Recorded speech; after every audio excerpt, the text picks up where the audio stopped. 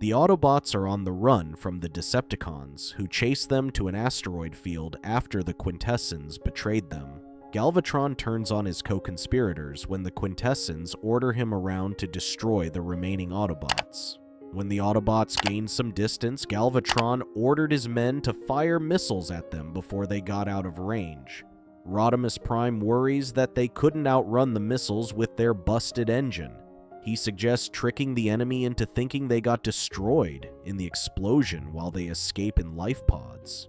The Decepticons celebrate when they witness the Autobots' ship explode, but Galvatron is skeptical and orders his men to head towards the wreckage to confirm their deaths.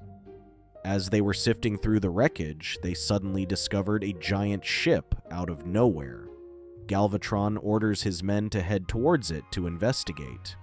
Meanwhile, Arcee was happy they could escape before the ship exploded.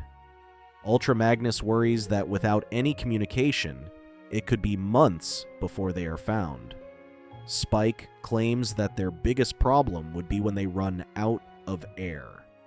Rodimus claims that Daniel and Spike would suffocate or smother, so he suggests docking on an asteroid up ahead, albeit unsure what it is. When they approached it, the Autobots quickly recognized it as the Autobot Mausoleum, an interstellar tomb built as the final resting place for the comrades they lost during the Great War. They even confirmed that this was where the legendary Optimus Prime was laid to rest. As soon as they landed, Kup explains that the Whale of Remembrance memorializes the Autobot heroes whose chassis and servo rest there. As they ventured deeper, Daniel separated from the group and explored the area himself. He was surprised to find tombs of known heroes like Ironhide and Ratchet, but was sent running scared after seeing a damaged Optimus Prime, said to have been dead for a long time. He later runs into the others, trying to catch his breath, and explains how he saw Optimus Prime alive. Arcee claims that the shadows in this place can play tricks on his mind. Daniel insists that he saw him, to which Rodimus claims that the only way to find out is to check his tomb despite the others' protests. Magnus claims this wastes their time and energy, so Kup suggests waiting for them there. Rodimus insists they come, claiming that the burial chambers are just on the other side of the veil. After passing through the veil, they arrive at a tomb.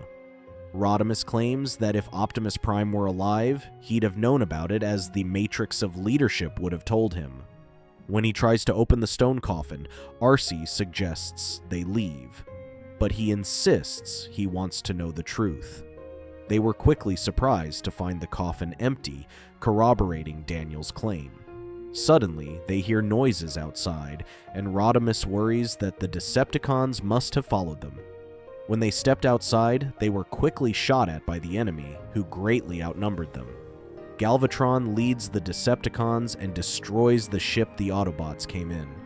Outnumbered and outgunned, the Autobots are forced to retreat into the Veil, to which Arcee gets hit in the knee when she tries to protect Daniel and Spike. Galvatron furiously chases them and shoots their feet so they stumble and fall.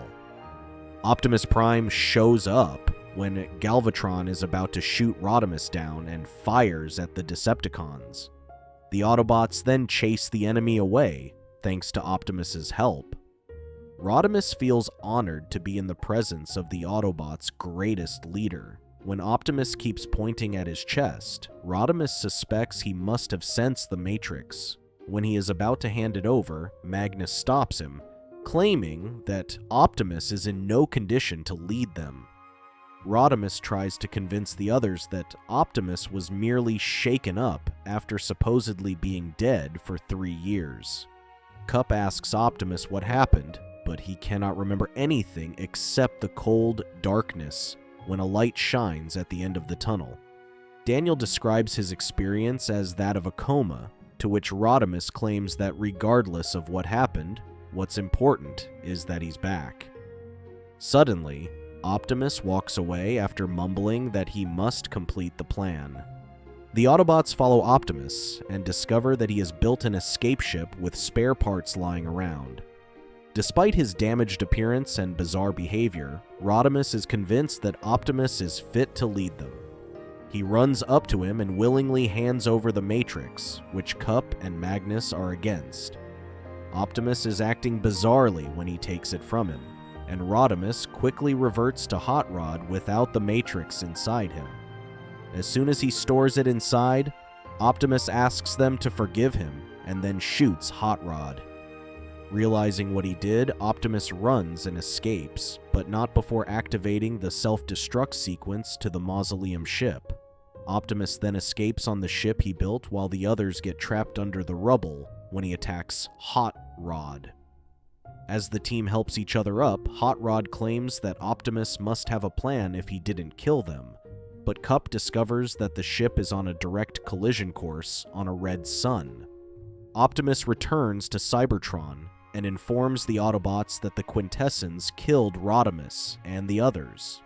He then fabricates a story that the others risked their lives so he could return to them. Grimlock is outraged after hearing the news, while Springer swears vengeance on the others, especially Arcee.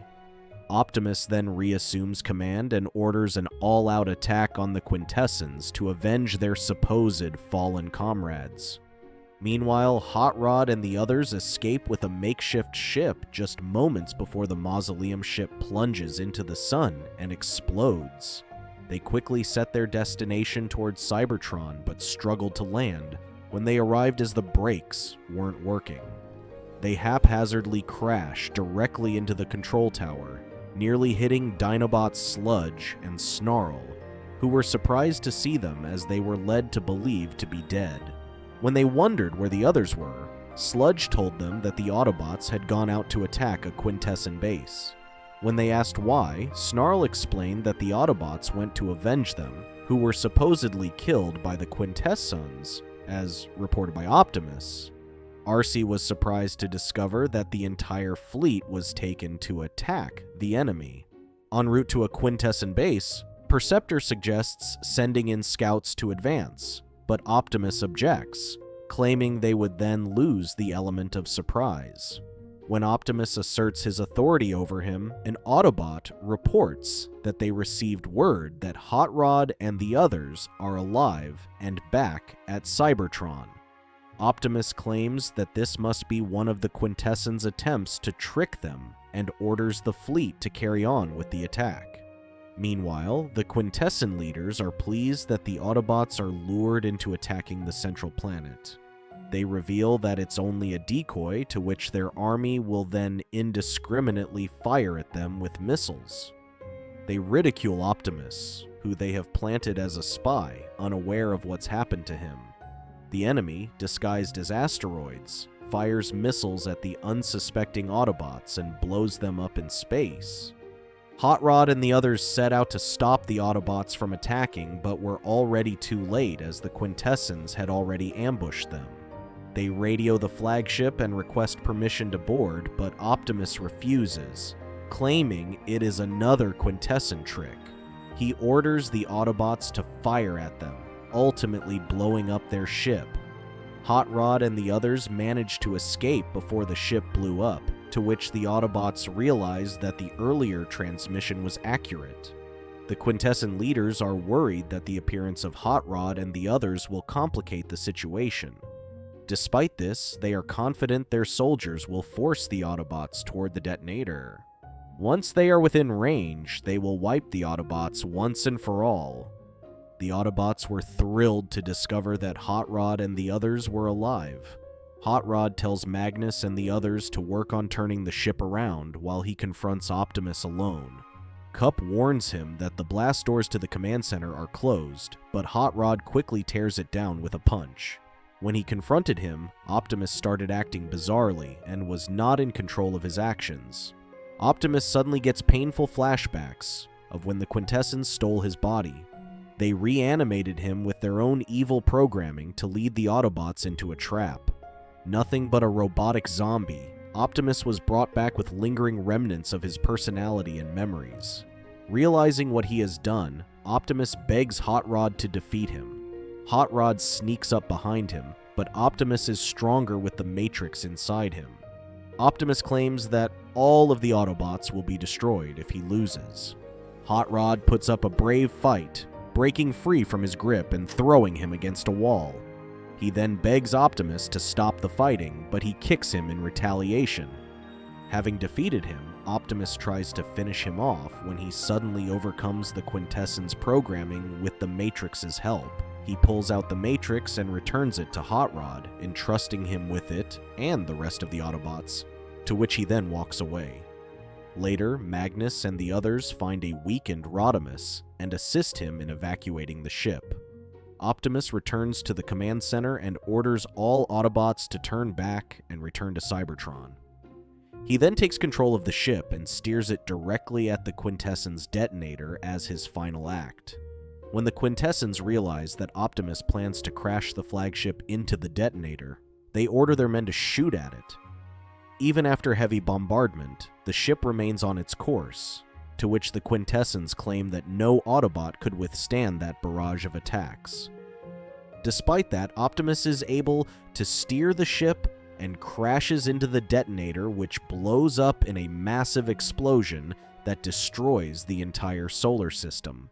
Seeing the explosion from a safe distance, the Autobots bid their lost leader again, to which Magnus remarks that the Nova will be Optimus's memorial. Rodimus doubts that he will become a leader like Optimus Prime, but he vows to try it despite that. Thank you for watching. Check out these other videos and make sure to subscribe and tap the bell to be notified about our latest videos. See you next time.